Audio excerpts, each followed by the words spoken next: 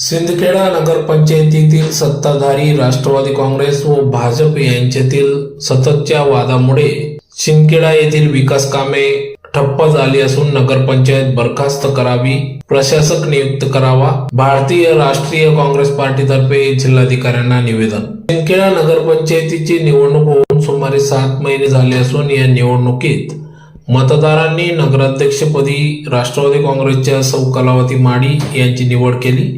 पैकी 11 नगरसेवक निवडून आले आहेत. मात्र गेल्या 7 महिन्यांपासून सत्ताधारी राष्ट्रवादी काँग्रेस व भाजप यांच्यात सातत्याने आरोप प्रत्यारोप वाद राजकीय सुरू असून थेट फटका सिंदखेडा शहरवासियांना बसत आहे.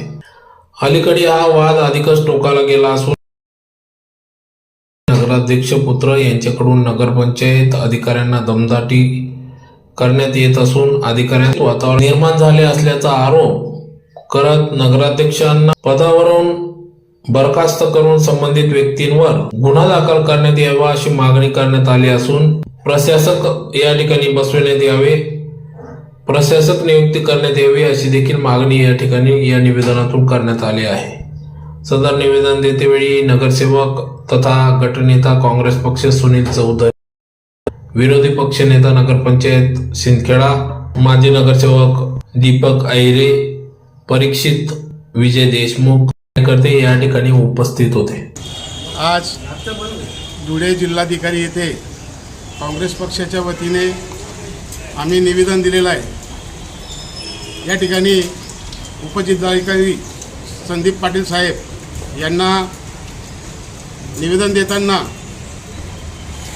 सिंदखेडा नगरपंचायतला 8 महिन्यापासून जो काही निवडणूक पिरियड झाला आणि त्याच्यानंतर सुद्धा जो घोड कारभार चालू आहे, जनतेच्या हितासाठी ज्या गोष्टी अध्यक्ष आणि स्थायी सभापती आणि सर्व सन्मान्य नगरसेवकांनी केल्या पाहिजे त्या या ठिकाणी होताना दिसत नाही आहेत. ज्या ठिकाणी सिंदखेडा नगरपंचायतच्या घोड कारभारामुळे जनतेच्या मूलभूत गरजा, जेणेकरून आज सिंदखेडा शहरात 9 बोरवेल बंद आहेत, त्याचप्रमाणे पावसाळा लागलेला आहे, गटारी साफ होत नाही, लवण साफ होत नाही, अतिशय पाणी योजना जी आपली 21 कोटीची योजना अपूर्ण अवस्थेत असूनसुद्धा 23 कोटीची योजना त्या ठेकेदाराला देण्यात आली, त्याची चौकशी न होता या ठिकाणी त्या ठेकेदाराचं मोठं गोडबंगालचं राजकारण आजही समजत नाही आणि त्या ठेकेदाराला देऊन निकृष्टपणाचे काम केलेल्या त्या ठेकेदारावर कारवाई झाली पाहिजे.